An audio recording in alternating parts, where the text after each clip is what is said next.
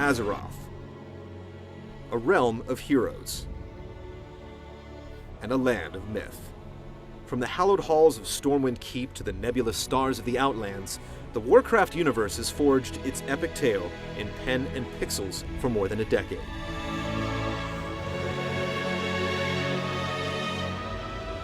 Before the mighty Medivh ever lifted his wizard staff, the universe's legacy would be birthed in much simpler times, in the strange and not so far planet Earth.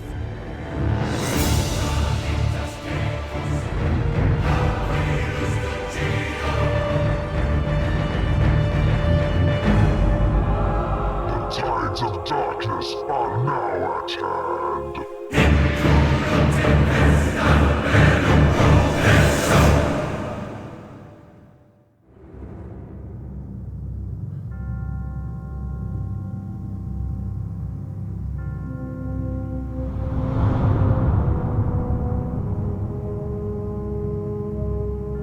The year is 1982. Gamers were hot on the heels of the saucy Miss Pac-Man, while a little-known Japanese company kept barrels and quarters rolling with Donkey Kong. It was a burgeoning scene that thrived on action, where every gamer's worth was measured in pixel-perfect leaps and carefully timed laser blasts. Elsewhere, ambitious young programmers like Don Daglow had other ideas. 1982's Utopia for Intellivision didn't ask players to jump, but instead left that task for someone else to complete, as a battle raged on between two warring nations. Decisions weren't executed but assigned, as control zipped back and forth over a number of buildings and units on the player's side of the map.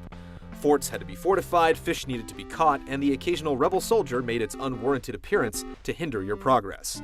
For the first time, players were bestowed the role of commander, and there were certainly a lot more factors at stake than a princess held captive by a huge ape.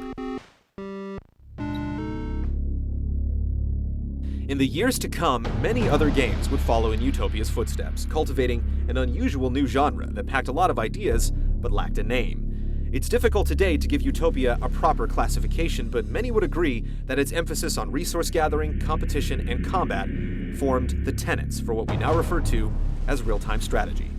Or if you prefer your way around hotkeys, the RTS. Nearly 10 years after Utopia claimed conquest on the Intellivision, a relatively unknown game studio named Silicon and Synapse entered the scene in 1991. Founded by UCLA grads Alan Adam, Michael Morheim, and Frank Pierce, the upstart development team found business with a number of Amiga, Commodore, Macintosh, and Windows video game ports, as well as a handful of original titles like Rock 'n' Roll Racing and The Lost Vikings. Slowly growing in success, the team shed its skin in 1994 with a brief name change to Chaos Studios. But after a naming conflict with a pre-existing company, the team inevitably settled on Blizzard Entertainment, and the name has stuck ever since. With a few years of experience under its belt, Blizzard pooled its efforts and interests into a new IP that would showcase its expertise. But it needed direction. It was rumored at one point that the team's love for swords and sorcery brought them to a joint collaboration with UK-based Games Workshop for a PC adaptation of its Warhammer series, a popular fantasy tabletop game. The alleged deal never went through, and no such game ever came to light. But what did emerge from Blizzard's early brainstorming efforts was a game that would harken back to the past, in more ways than one.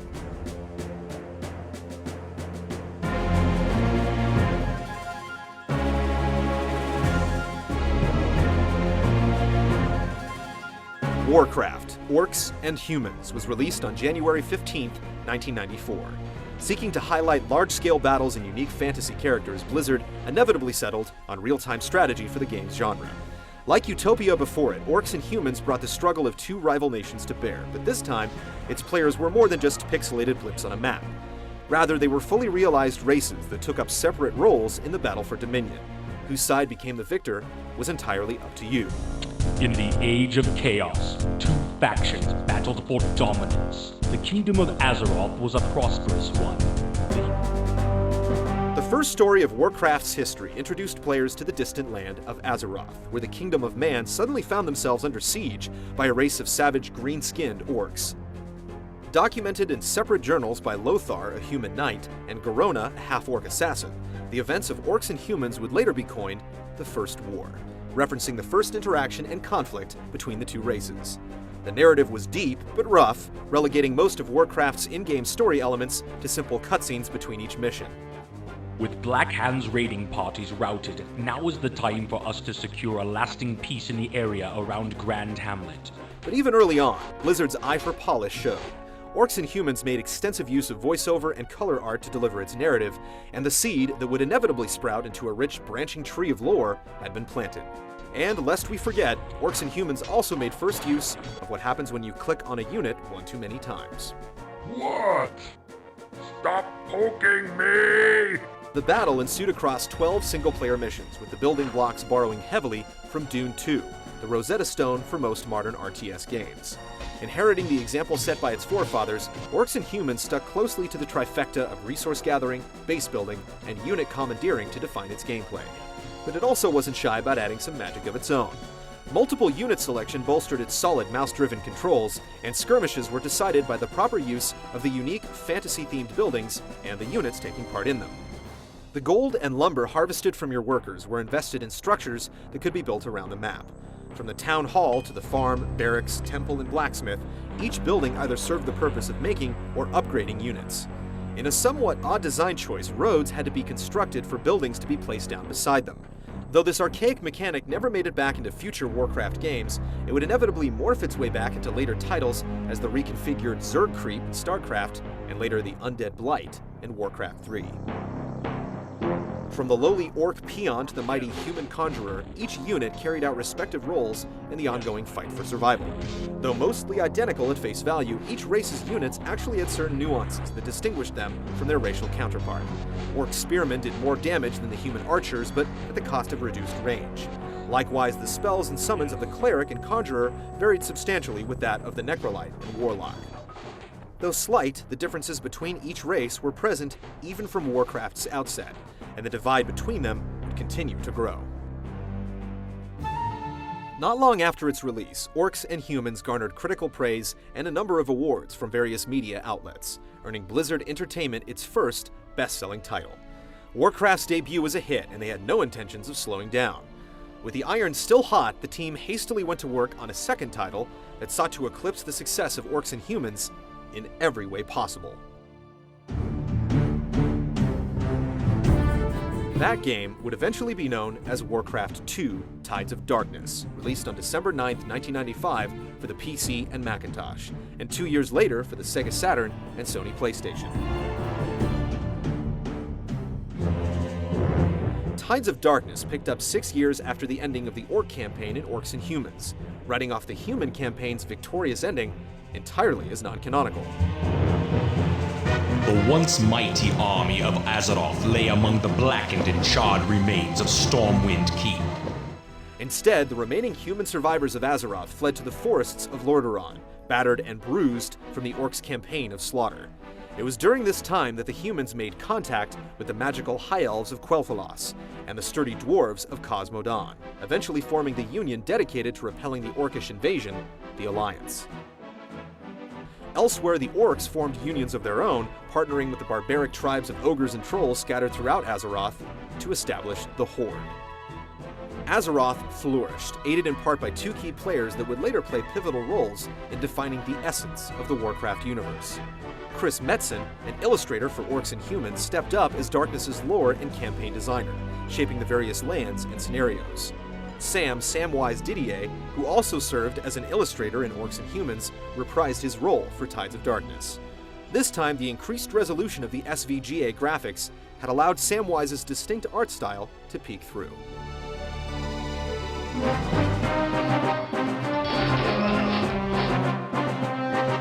Despite only a year's difference between games, Blizzard was able to make significant improvements to Warcraft's mechanics from the top down. The mouse-driven controls now benefited from right-clicking, and sophisticated features like control groups, double-click quick selection, and the continued use of hotkeys kept organization clean and productivity high. Humans gained access to the spry elvish archers, while Orcs got a helping hand from the devastating ogre magi. Vehicular siege units like the catapult returned, along with the appearance of guard towers and aerial and naval units like the flying goblin zeppelin and the gnomish submarine.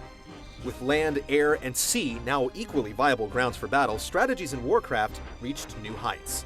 But to fuel these mechanical juggernauts, a third harvestable resource, oil, was required. Like the short-lived road system before it, however, the oil mechanic never made it past the shores of Warcraft 2 and into future games. With roads out of the way, buildings could now be placed with greater freedom and speed around the map. Expanding base operations to outlying expansions was a simpler task, and skirmishes benefited from a brisker pace.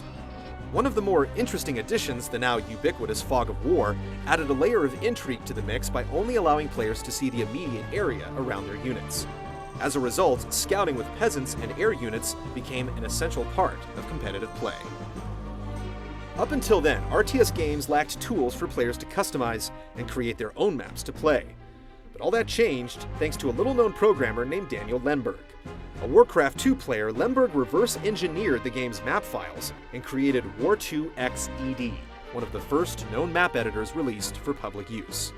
Though obscure today, Lemberg's contribution would inevitably pave the way for map editors as mandatory features in RTS games, along with the creatively obsessed subculture that goes with it. Blizzard's second attempt at delivering the action of Azeroth to the masses was a resounding success, earning the company its first ever Game of the Year award from various publications.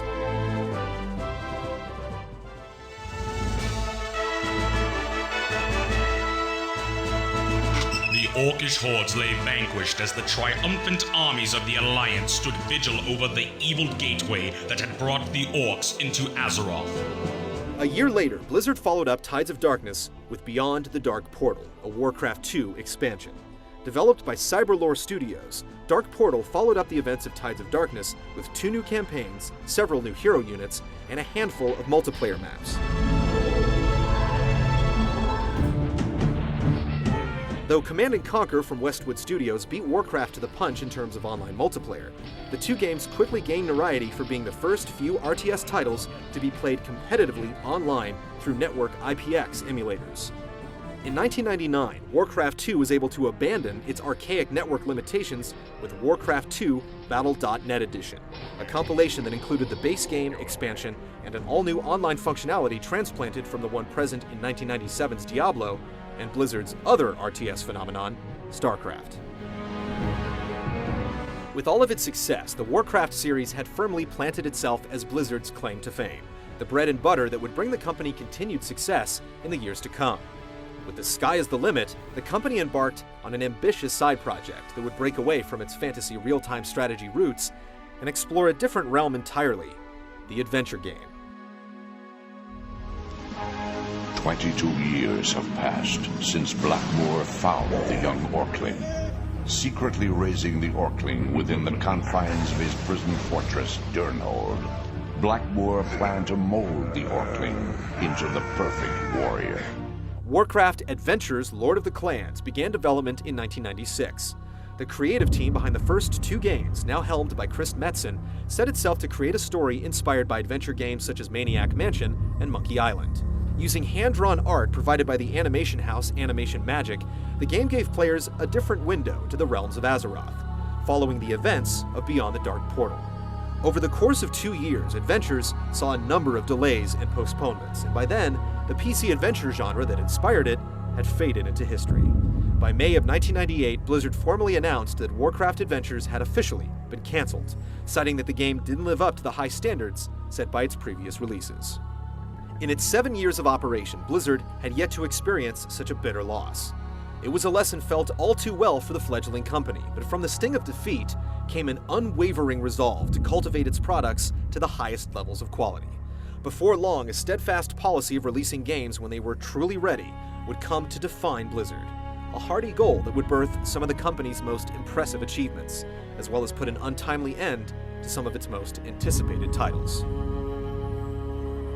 Though Warcraft Adventures had already long been laid to rest, Blizzard felt that the tale it had to tell was far too important to let go just yet.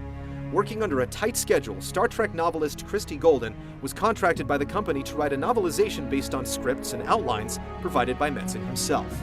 That book would later be released in 2001 as Warcraft Lord of the Clans, and would tell the tale of a little-known war chief in training named Thrall.